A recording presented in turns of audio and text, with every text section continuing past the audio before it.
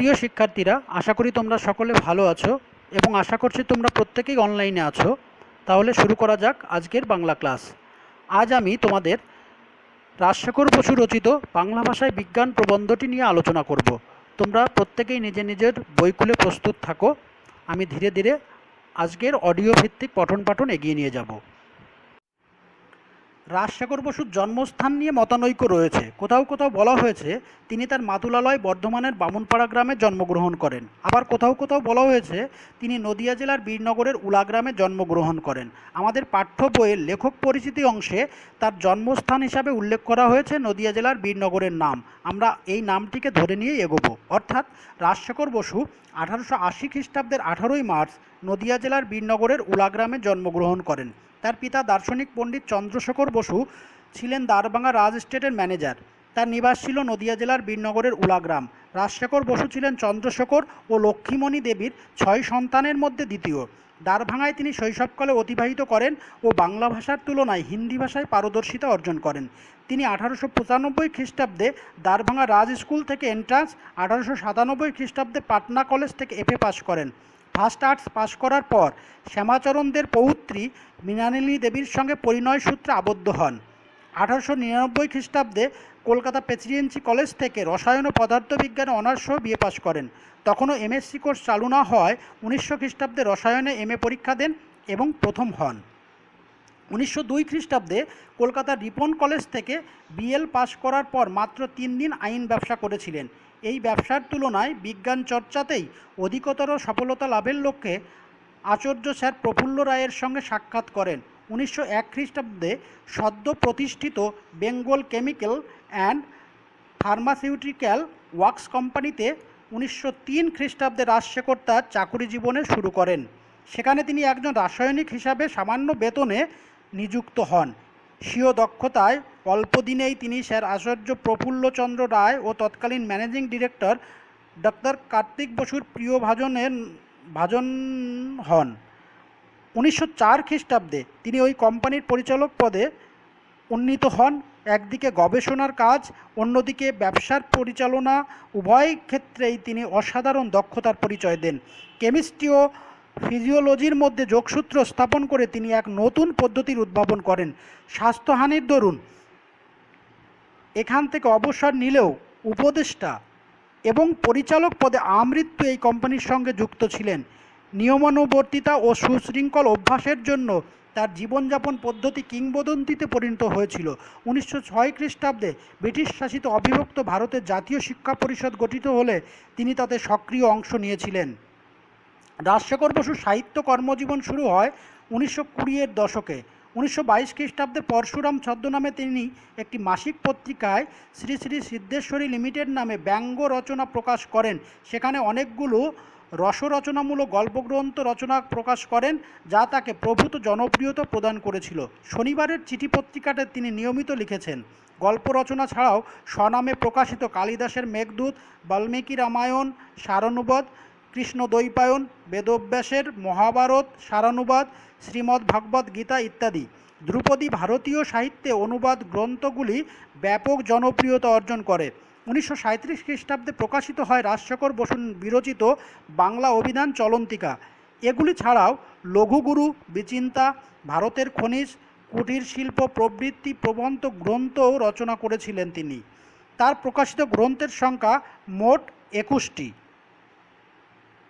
এদের মধ্যে উল্লেখযোগ্য গড্ডলিকা, কজ্জলি, চলন্তিকা, হনুমানের স্বপ্ন, লঘুগুরু, কুটির শিল্প, কালিদাসের মেঘদূত, ভারতের খনিজ ইত্যাদি। 1955 খ্রিস্টাব্দে সাহিত্যকর্মের স্বীকৃতিস্বরূপ কৃষ্ণকলি ইত্যাদি গল্প গ্রন্থের জন্য পশ্চিমবঙ্গ সরকার তাকে রবীন্দ্র পুরস্কারে ভূষিত করে। আনন্দীবাই ইত্যাদি গল্প বইটির জন্য তিনি 1956 খ্রিস্টাব্দে ভারতের সাহিত্য একাডেমি পুরস্কার লাভ করেছিলেন।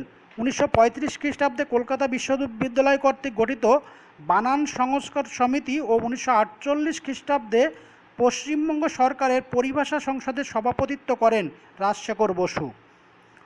1957 থেকে 58 খ্রিস্টাব্দে কলকাতা বিশ্ববিদ্যালয়ের শতবর্ষ পূর্তি উদযাপন উপলক্ষে ডিলিট উপাধিতে ভূষিত হন তিনি। এছাড়াও যাদবপুর বিশ্ববিদ্যালয় তাকে সাম্মানিক ডক্টরেট উপাধি প্রদান করে। 1956 খ্রিস্টাব্দে ভারত সরকার তাকে পদ্মভূষণ উপাধি প্রদান করে। 1940 খ্রিস্টাব্দে জগত্তারিণী পদক এবং 1955 খ্রিস্টাব্দে সরোজিনী পদকে ভূষিত হন। বিখ্যাত চলচ্চিত্রকার সত্যজিৎ রায়ের পরিচালনায় রাজশেখর বসুর দুটি ছোট গল্প অবলম্বনে চলচ্চিত্র নির্মিত হয়, সেগুলো হলো পরশপাথর এবং বিরিঞ্চি বাবা অবলম্বনে নির্মিত মহাপুরুষ। রাজশেখর বসু মৃণালিনী দেবীকে বিবাহ করেন। বসু দম্পতির এক কন্যা ছিল। তার মেয়ের জামাই খুব অল্প বয়সে অসুস্থতাজনিত কারণে মৃত্যুবরণ করে। শোকে কাতর হয়ে মেয়েও একই দিনে মারা যায়। 1942 খ্রিস্টাব্দে তার স্ত্রী মৃণালিনী দেবীও লোকান্তরিত হন। পরবর্তী 18 বছর স্ত্রীবিহীন একাকী জীবনে রচিত হয় তার অমূল্য সাহিত্য কর্মসমূহ, কিন্তু ব্যক্তিগত জীবনের দুঃখ দুর্দশার কথা তার লেখনীতে পাওয়া যায়নি। 1959 খ্রিস্টাব্দে মস্তিষ্কে রক্তক্ষরণ হয় এবং অসুস্থতা লক্ষ্য করা যায়।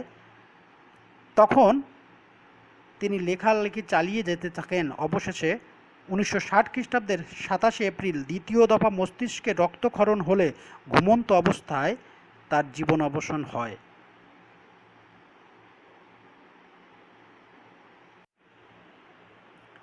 প্রাবন্ধিক প্রথমেই বাংলায় বিজ্ঞান বিষয়ক গ্রন্থের পাঠকদের দুই ভাগে ভাগ করেছেন। প্রথম, যারা ইংরেজি জানেন না বা অতি অল্প জানেন। দ্বিতীয়, যারা ইংরেজি জানেন এবং কম বেশি ইংরেজি বই পড়েছেন। এই দুই ধরনের পাঠক যখন বাংলায় রচিত বিজ্ঞান বিষয়ক লেখা পড়েন তখন তারা ভিন্ন দুটি সমস্যার সম্মুখীন হন। যেহেতু প্রথম ভাগের পাঠক ইংরেজি জানেন না এবং তাদের ইংরেজি বই পড়ার সুযোগ হয়নি, তাই তাদের কাছে বাংলা ভাষায় লেখা বিজ্ঞান যেভাবেই তুলে ধরা হোক না কেন তাতে তাদের কোনো অসুবিধা হয় না। অপরদিকে যারা ইংরেজি বই পড়েছেন এবং ইংরেজিতেই বিজ্ঞান সংক্রান্ত পরিভাষা জেনেছেন, তাদের সামনে যখন বাংলা পরিভাষাযুক্ত বিজ্ঞান তুলে ধরা হয় তখন তারা অসুবিধার সম্মুখীন হন। তখন পাঠকদের পূর্ব পরিচিত ইংরেজি ভাষার প্রতি অতিরিক্ত পক্ষপাত বর্জন করে প্রীতির সাথে মাতৃভাষা আয়ত্ত করতে হয়। প্রাবন্ধিক এই ব্যাপারটি একটি উদাহরণের সাহায্যে বুঝিয়েছেন।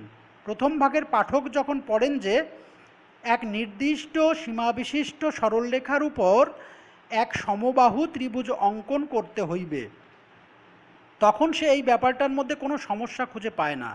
কিন্তু ইংরেজি শিক্ষায় শিক্ষিত দ্বিতীয় ভাগের পাঠক যিনি এই একই ব্যাপারটি ইংরেজিতে পড়েছেন, construct an equilateral triangle on a given straight line, তাই তিনি যখন একই ব্যাপার বাংলায় পড়েন তখন তার বাংলা লেখাটি বেমানান লাগে।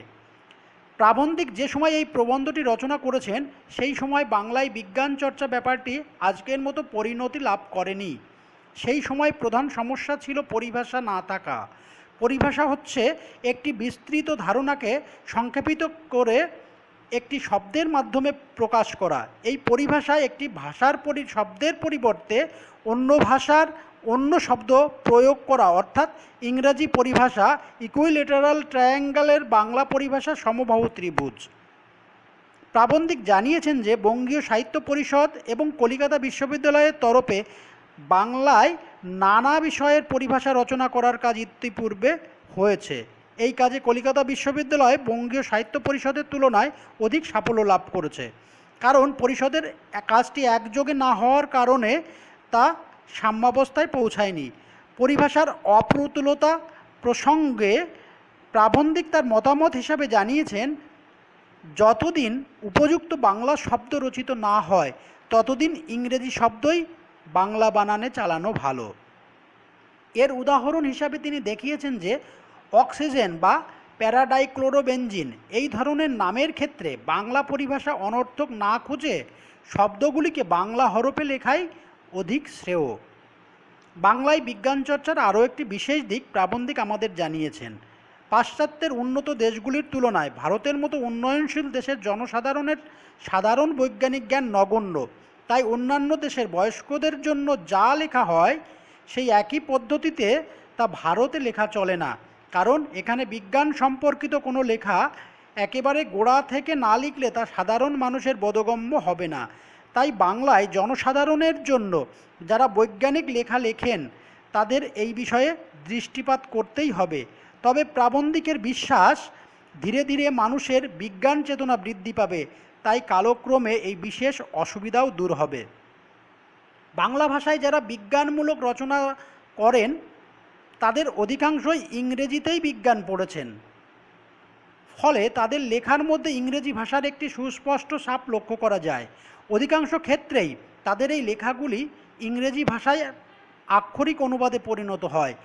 এই লেখকদের মধ্যে বহুজন মনে করেন যে ইংরেজি শব্দের যে অর্থব্যাপ্তি আছে বাংলা ভাষার ক্ষেত্রেও তার প্রতিশব্দ একই হওয়া প্রয়োজন, কিন্তু এই ব্যাপারটি কিছু ক্ষেত্রে উৎকট পরিভাষার জন্ম দেয়। যেমন সেন্সিটাইজড পেপারের আক্ষরিক অনুবাদ স্পর্শকাতর কাগজ, কিন্তু স্পর্শকাতর কাগজ এই শব্দটি লেখায় ব্যবহারের ক্ষেত্রে একেবারেই বেমানান। আবার অনেক ক্ষেত্রে দেখা যায় যে লেখক ইংরেজিতে ভাবছেন এবং তা বাংলায় অনুবাদে প্রকাশ করছেন, কিন্তু এর ফলে অনেক ক্ষেত্রেই দেখা যায় যে লেখকের বক্তব্য ভীষণ জটিল হয়ে গেছে। বাংলা এবং ইংরেজির পরিভাষার এই সমস্যার হাত থেকে বাঁচার জন্য অনেক লেখক পরিভাষা বাদ দিয়ে বক্তব্য প্রকাশ করার কথা ভাবেন, কিন্তু এই ভাবনা সঠিক নয়, কারণ পরিভাষার উদ্দেশ্য ভাষার সংক্ষেপ এবং অর্থ সুনির্দিষ্ট করা। তাই পরিভাষা বাদ দিয়ে যদি বারবার সম্পূর্ণ ব্যাপারটির বর্ণনা দিতে হয় তাহলে লেখার শব্দের ভার অনর্থক অনেকটাই বেড়ে যায়। তাই বাংলা পরিভাষা প্রথমবার ব্যবহার করার ক্ষেত্রে তার ব্যাখ্যা দেওয়া যায়, কিন্তু পরবর্তী সময়ে শুধুমাত্র পরিভাষা ব্যবহার করাটাই দস্তুর। ভাষায় আলংকারিক গুণ শব্দের ত্রিবিধ কথা বলেছেন: অভিধা, লক্ষণা ও ব্যঞ্জনা। অলঙ্কার বা গহনা যেমন শরীরের শ্রীবৃদ্ধি করে, ঠিক তেমনিভাবে ভাষার অলঙ্কারও সাহিত্যের শোভা বর্ধন করে। অভিধা কথার অর্থ হলো সংজ্ঞা, অর্থাৎ অরণ্য কথাটির অর্থ বন, আবার দেশ কথাটির অর্থ স্থান, এগুলি অভিধা। কিন্তু লক্ষণার ক্ষেত্রে মূল অভিধা বাধাপ্রাপ্ত হয়। যেমন দেশের লজ্জা, এই কথাটিতে নির্দিষ্ট একটি দেশের লজ্জার কথা বোঝানো হচ্ছে না, বরং সেই দেশের জনগণের লজ্জার কথা বলা হচ্ছে। আবার অরণ্যের রোদন, কথাটিতে অরণ্য থাকলেও এর প্রকৃত অর্থ নিষ্ফল খেদ, এটি একটি ব্যঞ্জনা। প্রাবন্ধিক আমাদের মনে করিয়েছেন যে সাহিত্যের ক্ষেত্রে অলঙ্কার শোভাবৃদ্ধি করলেও বিজ্ঞান রচনার ক্ষেত্রে এর প্রয়োগ না করাই ভালো, কারণ বিজ্ঞানমূলক রচনার ক্ষেত্রে প্রধান উদ্দেশ্য হওয়া উচিত সহজ ভাষায় বিজ্ঞানের মূল ব্যাপারটি পাঠকের কাছে উপস্থাপন করা। তাই স্থান বিশেষে উপমা বা রূপকের ব্যবহার করা গেলেও লেখকের উচিত অলঙ্কার বর্জন করা। সর্বোপরি প্রাবন্ধিক আমাদের মনে করিয়ে দিয়েছেন যে বিজ্ঞানমূলক রচনার ক্ষেত্রে লেখকের সীমিত বা অল্প জ্ঞান ভয়ানক হয়ে উঠতে পারে এবং ভুল বৈজ্ঞানিক লেখা পাঠকের পক্ষে অনিষ্টকর। তাই যে কোনো বৈজ্ঞানিক লেখা প্রকাশ করার পূর্বে প্রকাশক বা সম্পাদকের উচিত তা কোনো অভিজ্ঞ লেখককে দিয়ে যাচাই করিয়ে নেওয়া।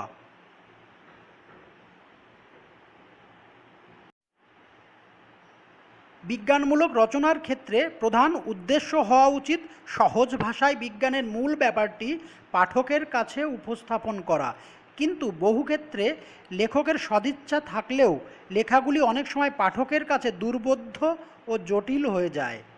এর অন্যতম কারণ আমাদের উচ্চশিক্ষায় ইংরেজি ভাষার প্রভাব।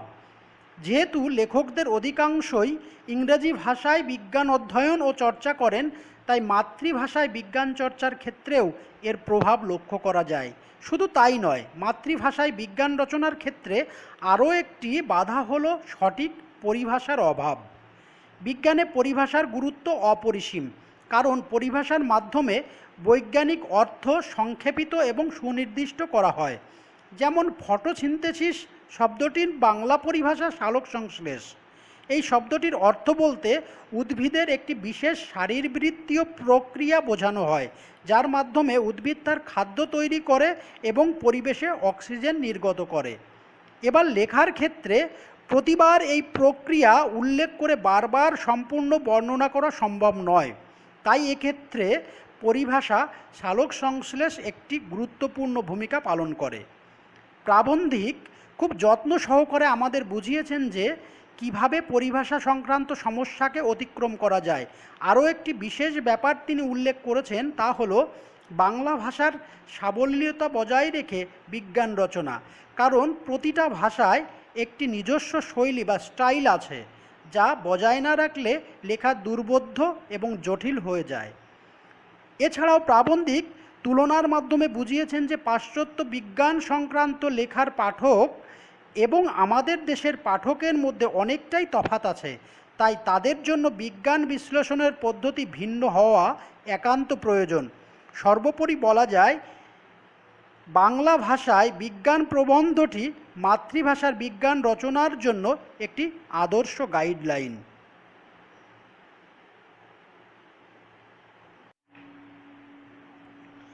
বিজ্ঞান বিষয়ক বাংলা গ্রন্থ বা প্রবন্ধের পাঠকদের প্রাবন্ধিক কটি শ্রেণীতে ভাগ করেছেন? উত্তর, বিজ্ঞান বিষয়ক বাংলা গ্রন্থ বা প্রবন্ধের পাঠকদের প্রাবন্ধিক দুটি শ্রেণীতে ভাগ করেছেন।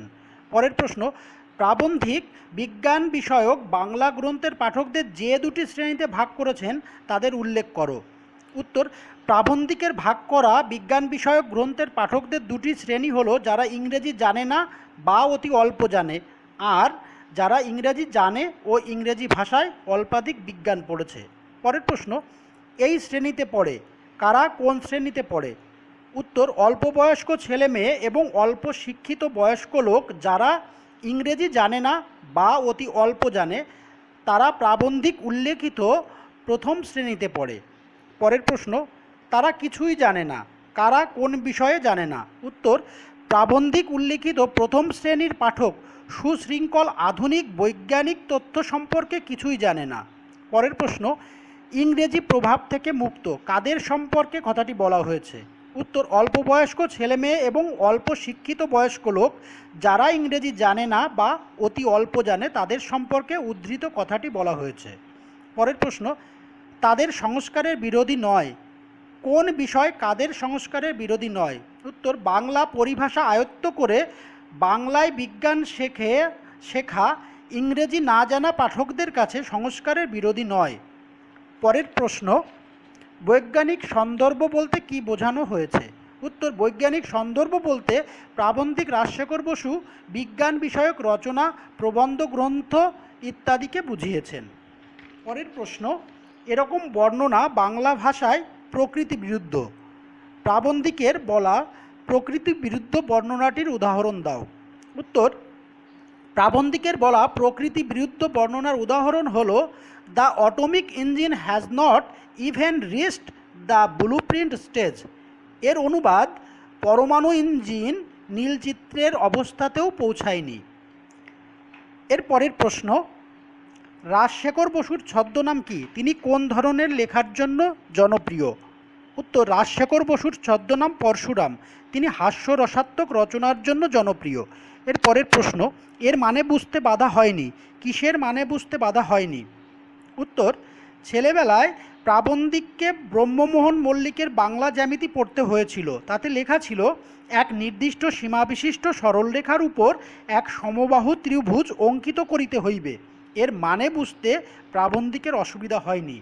পরের প্রশ্ন, যে লোক আজন্ম ইজার পড়েছে, ইজার কি? উত্তর, ইজার হলো পাজামা বা দড়ির ফিতেওয়ালা হাফ প্যান্ট। পরের প্রশ্ন, 1936 খ্রিস্টাব্দে কলিকাতা বিশ্ববিদ্যালয় কি সমিতি নিযুক্ত করেছিল? উত্তর, 1936 খ্রিস্টাব্দে কলিকাতা বিশ্ববিদ্যালয় পরিভাষা সমিতি নিযুক্ত করেছিল। পরের প্রশ্ন, পরিভাষা রচনাতে ত্রুটি হতে পারে কখন? উত্তর, পরিভাষা রচনায় একজনের কাজ নয়, সমবেতভাবে না করলে নানা ত্রুটি হতে পারে। পরের প্রশ্ন, বৈজ্ঞানিক সন্দর্ভ বোঝা কখন কঠিন হয়? উত্তর, প্রাথমিক বিজ্ঞানের সঙ্গে কিঞ্চিত পরিচয় না থাকলে কোনো বৈজ্ঞানিক সন্দর্ভ বোঝা কঠিন হয়। পরের প্রশ্ন, প্রাবন্ধিকের মতে সেন্সিটাইজড পেপারের অনুবাদ কি লিখলে অতি উৎকট হয় এবং কি লিখলে ঠিক হয়? প্রাবন্ধিকের মতে সেন্সিটাইজড পেপারের অনুবাদ স্পর্শকাতর কাগজ লিখলে তা অতি উৎকট হয় এবং সুগ্রাহী কাগজ লিখলে ঠিক হয়। পরের প্রশ্ন, এতে রচনা উৎকট হয়। এতে রচনা উৎকট হয়। কখন রচনা উৎকট হয়? উত্তর, অনেক লেখক যা তাদের বক্তব্য ইংরেজিতে ভাবেন এবং যথাযথ বাংলা অনুবাদে প্রকাশ করার চেষ্টা করেন, এতে রচনা উৎকট হয়। পরের প্রশ্ন, এই ধারণা পুরোপুরি ঠিক নয়। কোন ধারণা পুরোপুরি ঠিক নয়? উত্তর, পারিভাষিক শব্দ বাদ দিয়ে বক্তব্য প্রকাশ করলে রচনা সহজ হয়, এই ধারণা পুরোপুরি ঠিক নয় বলেছেন লেখক। পরের প্রশ্ন, আমাদের আলংকারিকগণ শব্দের ত্রিবিধ কথা বলেছেন, কোন ত্রিবিধ কথার প্রসঙ্গ লেখক স্মরণ করেছেন? উত্তর, শব্দের ত্রিবিধ কথা বলতে শব্দের ত্রিবিধ ধারা, অভিধা, লক্ষণা, ব্যঞ্জনার প্রসঙ্গ লেখক স্মরণ করেছেন। এরপরের প্রশ্ন, লক্ষণা এবং ব্যঞ্জনা কি? উত্তর, শব্দের অভিধানগত অর্থের অতিরিক্ত যে অর্থ প্রকাশ পায় তা হলো লক্ষণা, আর অভিধা ও লক্ষণা অর্থের অতিরিক্ত একটি নতুন অর্থের দোতনা সৃষ্টি হলে তা হয় ব্যঞ্জনা। পরের প্রশ্ন, হিমালয় যেন পৃথিবীর মানদণ্ড, এটি কী ধরনের উক্তি? উত্তর, হিমালয় যেন পৃথিবীর মানদণ্ড, এটি একটি আলংকারিক উক্তি। পরের প্রশ্ন, কালিদাস কে ছিলেন? উত্তর, কালিদাস ছিলেন প্রাচীন ভারতের বিখ্যাত সংস্কৃত কবি ও নাট্যকার। কথিত আছে ইনি মহারাজা বিক্রমাদিত্যের সভায় নবরত্নের প্রধান রত্ন ছিলেন। পরের প্রশ্ন, অল্পবিদ্যা ভয়ঙ্করী কথাটির অর্থ কী? অল্পবিদ্যা ভয়ঙ্করী কথাটির অর্থ হল সামান্য বিদ্যা বড় ভয়ানক, তাতে লোকের মনে অহংকার ইত্যাদি প্রবৃত্তি এসে উপস্থিত হয়। এর পরের প্রশ্ন, বৈজ্ঞানিক ব্যাখ্যা ভুল হলে তাতে কি হতে পারে? উত্তর, বৈজ্ঞানিক ব্যাখ্যা ভুল হলে সাধারণ পাঠকের পক্ষে তা অনিষ্টকর হতে পারে। পরের প্রশ্ন, বৈজ্ঞানিক রচনা প্রকাশের আগে কাদের দিয়ে তা যাচাই করা প্রয়োজন? উত্তর, বৈজ্ঞানিক রচনা প্রকাশের আগে অভিজ্ঞ লোককে দিয়ে তা যাচাই করে নেওয়া প্রয়োজন।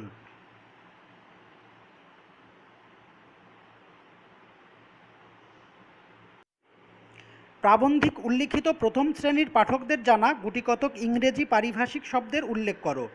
উত্তর, প্রাবন্ধিক উল্লিখিত প্রথম শ্রেণীর পাঠকদের জানা গুটিকতক ইংরেজি পারিভাষিক শব্দ হল টাইফয়েড, আয়োডিন, মোটর, ক্রোটন ও জেব্রা। পরের প্রশ্ন, প্রাবন্ধিক তার ছেলেবেলায় কার লেখা কোন বিষয় পড়েছিলেন বলে জানিয়েছেন? উত্তর, প্রাবন্ধিক রাজশেখর বসু তার ছেলেবেলায় ব্রহ্মমোহন মল্লিকের লেখা বাংলা জ্যামিতি বই পড়েছিলেন বলে জানিয়েছেন। পরের প্রশ্ন, অভ্যাস করা একটু শক্ত, কার কাছে কিসের অভ্যাস শক্ত? উত্তর, আজন্ম ইজার পরা লোকের কাছে হঠাৎ ধুতি পরার অভ্যাস করা একটু শক্ত। পরের প্রশ্ন, কারা কখন প্রথম পরিভাষা রচনা করেন? উত্তর, বঙ্গীয় সাহিত্য পরিষদের সঙ্গে যুক্ত কয়েকজন বিদ্যোৎসাহী লেখক বহু বছর আগে নানা বিষয়ের প্রথম পরিভাষা রচনা করেন। পরের প্রশ্ন, কলিকাতা বিশ্ববিদ্যালয়ের পরিভাষা সমিতিতে কারা ছিলেন? উত্তর, 1936 খ্রিস্টাব্দে কলিকাতা বিশ্ববিদ্যালয় একটি পরিভাষা সমিতি গঠন করে। তাতে বিজ্ঞানের অধ্যাপক, ভাষাতত্ত্বজ্ঞ, সংস্কৃতজ্ঞ পণ্ডিত এবং কয়েকজন লেখক নিযুক্ত হয়েছিলেন। পরের প্রশ্ন, তারা বিধান দিয়েছেন, তারা কি বিধান দিয়েছে? উত্তর, কলিকাতা বিশ্ববিদ্যালয় নিযুক্ত পরিভাষা সমিতি বিধান দিয়েছে নবাগত রাসায়নিক বস্তুর ইংরেজি নামই বাংলা বানানে চলবে। পরের প্রশ্ন, উদ্ভিদ ও প্রাণীর জাতিবাচক সার্বজাতিক নাম ব্যবহারে প্রাবন্ধিক কী কী উদাহরণ দিয়েছেন? উত্তর, উদ্ভিদ ও প্রাণীর জাতিবাচক বা পরিচয়বাচক সার্বজাতিক অর্থাৎ ইন্টারন্যাশনাল নাম ব্যবহারে প্রাবন্ধিক মালভাসি ফার্ন, আর্থ্রোপোডা ইনসেক্টার উদাহরণ দিয়েছেন। পরের প্রশ্ন, সাধারণে তা সহজেই বোঝে, কোন সাধারণ কি কেন সহজে বুঝতে পারে? উত্তর, ইউরোপ ও আমেরিকার জনসাধারণের প্রাথমিক বিজ্ঞানের জ্ঞান থাকায় পপুলার সায়েন্স লেখা সুসাধ্য হয়েছে এবং সেই কারণে তারা বিজ্ঞান বিষয়ক যে কোনো সন্দর্ভ সহজে বুঝতে পারে। পরের প্রশ্ন, আমাদের দেশের বর্তমান অবস্থার বৈজ্ঞানিক সন্দর্ভ কিভাবে লেখা দরকার? উত্তর, আমাদের দেশের বর্তমান অবস্থা ইউরোপ আমেরিকার মতো না হওয়ার কারণে সকলের জন্যই বৈজ্ঞানিক সন্দর্ভ প্রাথমিক বিজ্ঞানের মতো গোড়া থেকে লিখতে হয়। পরের প্রশ্ন, বিজ্ঞান আলোচনার রচনা পদ্ধতির মূল ত্রুটি কী? উত্তর, বিজ্ঞান আলোচনার রচনা পদ্ধতির মূল ত্রুটি হল লেখকদের ভাষাগত আড়ষ্টতা। অনেক লেখক তাদের রচনাকে ইংরেজির আক্ষরিক অনুবাদের মতো করে উপস্থাপিত করেন, এতে রচনা দুর্বোধ্য হয়। এর পরের প্রশ্ন, একটু ঘুরিয়ে লিখলে অর্থ সরল হয়, কোন কথাকে ঘুরিয়ে প্রাবন্ধিক কী লিখবেন বা কী লিখলেন? উত্তর, পরমাণু ইঞ্জিনের নীল চিত্রের অবস্থাতেও পৌঁছায়নি, এই কথাকে ঘুরিয়ে প্রাবন্ধিক লিখলেন পরমাণু ইঞ্জিনের নকশা এখনও প্রস্তুত হয়নি। এর পরের প্রশ্ন, তাতে পাঠকের অসুবিধা হয়, কিসে পাঠকের অসুবিধা হয়? উত্তর, বারবার কোনো বিষয়ের বর্ণনা দিতে গিয়ে অনর্থক কথা বেড়ে গেলে তাতে পাঠকের অসুবিধা হয়। এর পরের প্রশ্ন, বৈজ্ঞানিক সাহিত্য ও সাধারণ সাহিত্যে অলঙ্কারের প্রয়োগগত পার্থক্য কী? উত্তর, সাধারণ সাহিত্যে উপমা, উৎপ্রেক্ষা ইত্যাদি নানান অলঙ্কারের ব্যবহার রচনাকে সমৃদ্ধ করে, কিন্তু বৈজ্ঞানিক সাহিত্যে অলঙ্কারের প্রয়োগ অনুচিত। বৈজ্ঞানিক সাহিত্য হবে সহজ, সুবোধ্য ও স্পষ্ট। এর পরের প্রশ্ন, এই রকম ভুল লেখা সাধারণ পাঠকের পক্ষে অনিষ্টকর, ভুল লেখাটি কী?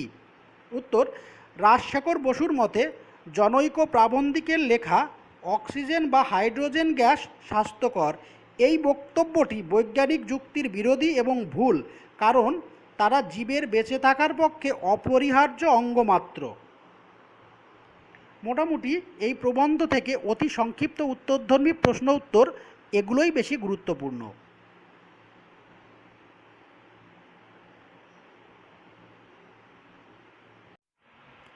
এই দোষ থেকে মুক্ত না হলে বাংলা বৈজ্ঞানিক সাহিত্য সুপ্রতিষ্ঠিত হবে না।